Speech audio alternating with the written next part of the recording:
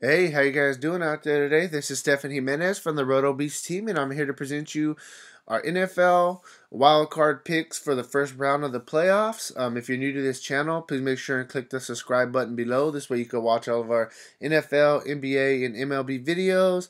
And please make sure and click the like button on this video as it really helps us out. We got 4 games this weekend.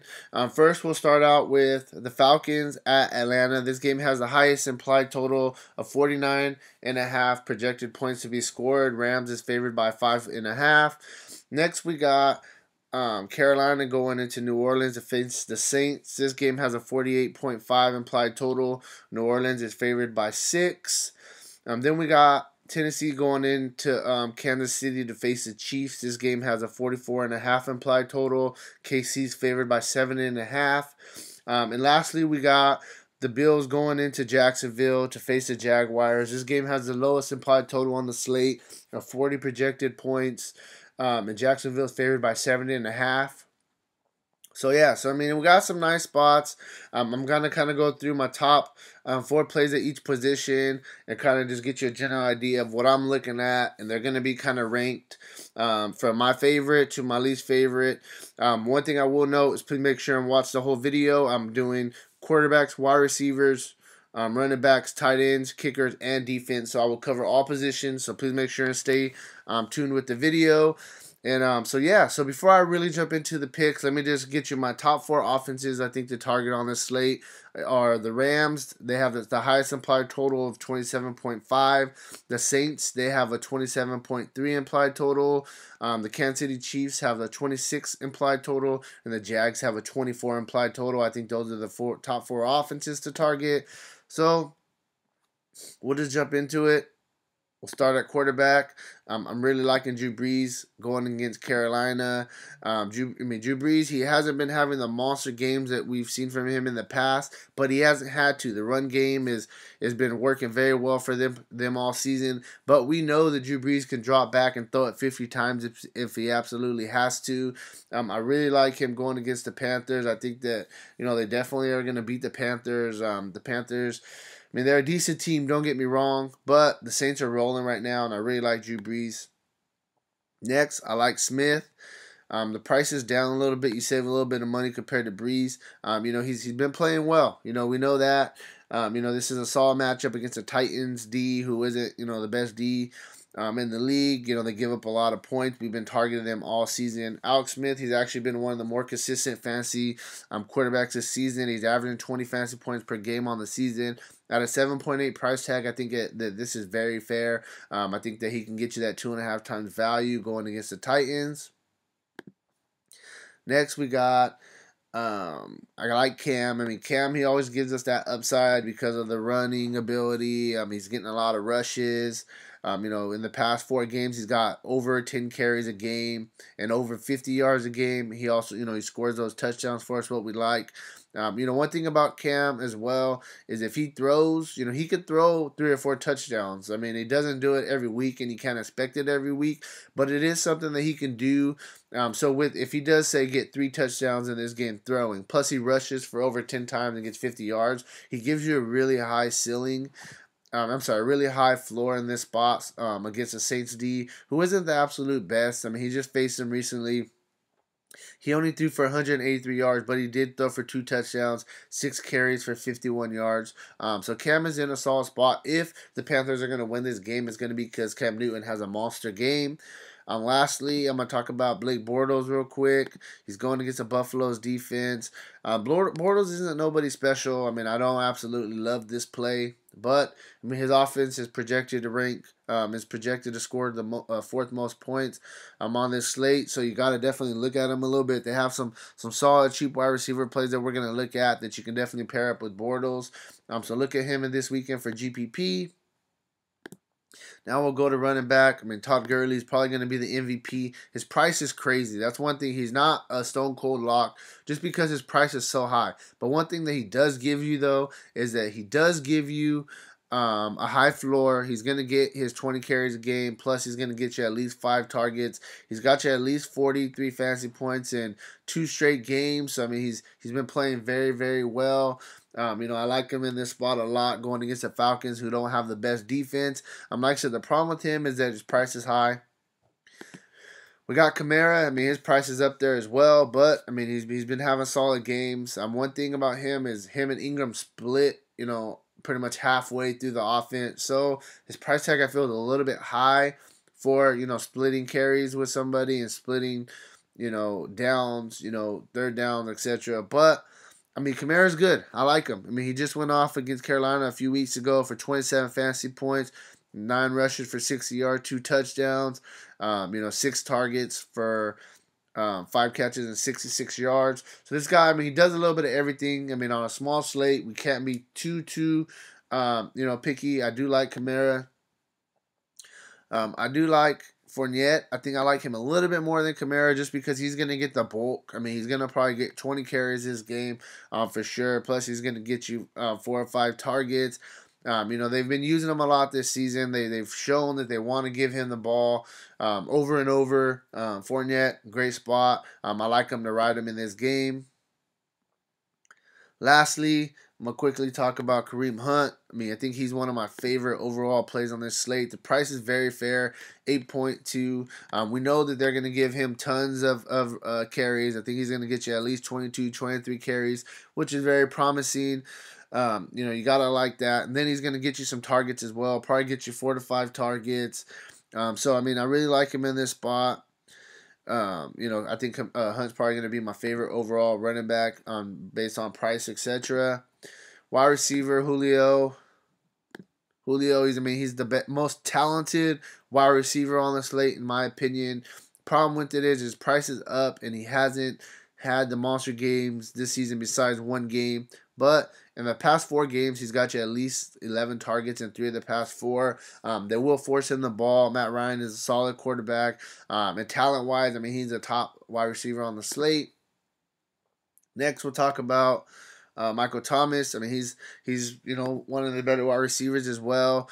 He's going into the week dealing with a hamstring injury. He's limited in practice, but I think he's gonna play for sure. I like him in this spot. He's only 200 less than Julio, so I would probably go Julio in my opinion. But you can't go wrong either way. Michael Thomas is in a great spot. Next, we got Tyreek Hill. I really like the Chiefs' offense going against Tennessee. This guy, one thing that frustrates me about him is you're hoping that he hits for that big play. If not, he's not going to have the monster fantasy point game. But big time playoff game going against a Titans team who struggles on defense. Tyreek Hill, I really like him. I think he's a really good play on this slate as well. And lastly, I'm going to talk about Woods. He's getting the targets. He's got at least 7 targets in 4 straight games. But the targets haven't necessarily equal to fantasy projections completely. Last game against Tennessee, he got us 4.8, which is, kind of killed us. But before that, he got you 7 targets for 13.5 yards. For 13.5 fantasy points, 11 targets for 81 yards and 12 fantasy points. 10 targets for 8 catches, 170 yards, and 2 touchdowns.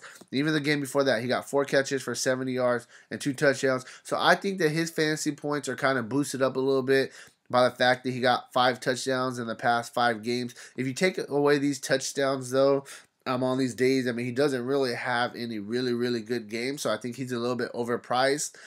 If you do like people from the Rams offense, you could definitely look at guys like, Sammy Watkins, Kupp. They're a little bit less expensive, but they haven't been targeted as much, but they're both still having solid seasons.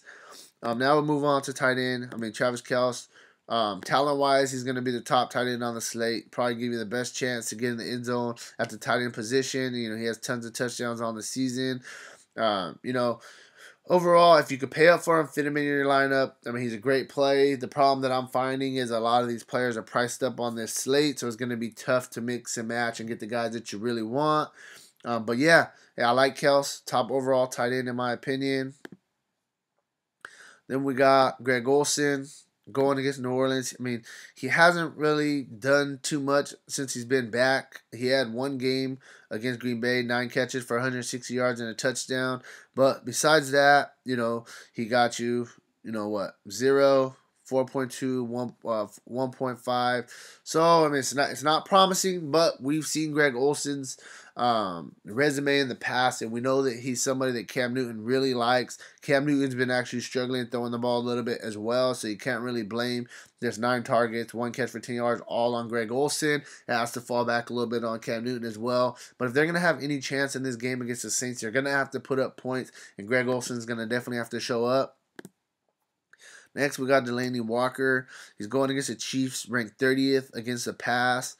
Delanie Walker, he's one of their more consistent, players that they have on this team. He's got at least 5 targets in almost every game this season. So you gotta like that. One thing the thing about it is what is he gonna do with those targets? He hasn't had no massive games, and that's what kind of is a little bit concerning. I mean, he got you a 10, but it's because he got you a touchdown. If he doesn't score a touchdown, I mean, he's not going to do really nothing special. But I mean, the Titans are going to have to score points against the Chiefs. The Chiefs have a solid offense, so I like Delanie Walker on the cheaper end. Lastly, talk about Charles Clay. Limited in practice with the knee. I fully expect him to play. Thing about the Jaguars is they are tough, against the pass, but their corners are really, really good. I think that, if Bills are going to have any success throwing the ball, it's going to have to be over the middle. You got to like the fact that Clay has got at least 8 targets in 3 straight games. He hasn't had the best production, but, I mean, he's consistent enough where he's not going to necessarily kill you. So I do like Clay a lot. I'm on this slate. Next, we'll go to kicker. I like Lambo. I think the Jags are going to put up a lot of points. He kicks very, very well at home.